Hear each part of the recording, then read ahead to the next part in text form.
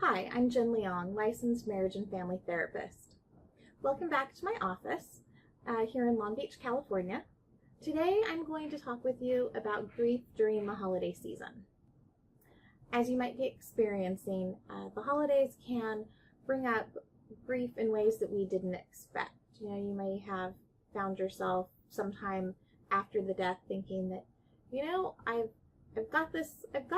I'm back to being me in whatever new way that is, but I feel like, I'm moving forward in the world, but still able to think of my loved one and have good memories. And now the holidays come up and maybe you find yourself a little more distracted, or some feelings of sadness and longing and depression that maybe hadn't been there before. And I want you to know that that is a completely normal thing to happen this time of year. The holidays and all of the traditions affiliated with them really remind us that somebody is missing. And that's why all of those additional feelings are coming up for you. So I have some tips to help make the holiday season a little bit easier. The first is to evaluate your traditions. Really think about your traditions, and there are some that can no longer continue after someone has died, and just really being aware of that and allowing yourself to mourn the loss of that tradition is, okay. It's okay to be upset about it. It's okay to be sad about it. And it's okay to just be like, well, it is how it is. And, that's what it's going to be. All of those responses and any other response is perfectly fine. Just allow yourself to have whatever reaction you're having. And then think about what traditions are really important to you that you really want to keep. Maybe you'll find yourself handing down a tradition.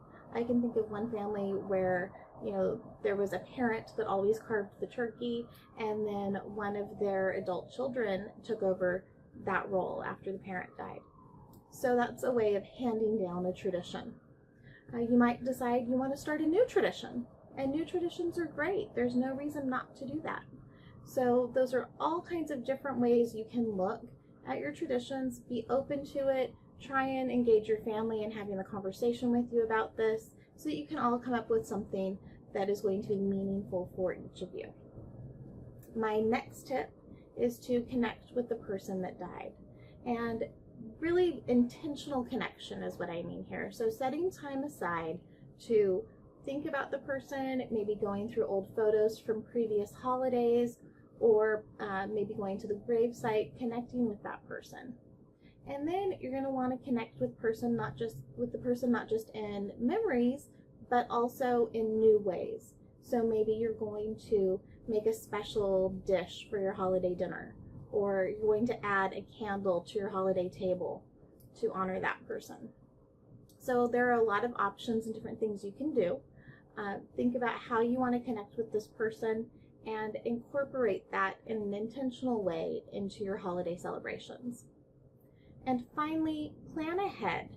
There's going to be a lot of invitations for parties and different festivities, and planning ahead to make sure that you have a way to leave if you decide you want to leave early can really make it more comfortable to go, if you know that you have a way out. And people will often tell me just that little step of pre-planning, of saying, okay, I have a way to leave if I want or need to, really makes them so much more comfortable that they find they were able to stay the entire time at a party. And they allowed themselves to have fun. So that's a really important piece too. Giving yourself permission to have fun, because that's also part of the healing that comes with grief. We need to still find ways to engage and to allow ourselves to enjoy the holiday season and not feel guilty about it. Of course you might feel guilty about it, and I don't want to tell you, oh, you can't feel guilty. You might, but know that having a good time is part of the healing process. It doesn't mean you're disrespecting the memory of your loved one. It doesn't mean that you don't care about your loved one. It means that you're still here and you're still present and you're still in this living world and you're part of it. And that's a good thing. So I hope this has been helpful to you. If you ever have questions or you want to talk with me, you can always find me on my website, jenleongtherapy.com. and I hope you have a wonderful holiday season.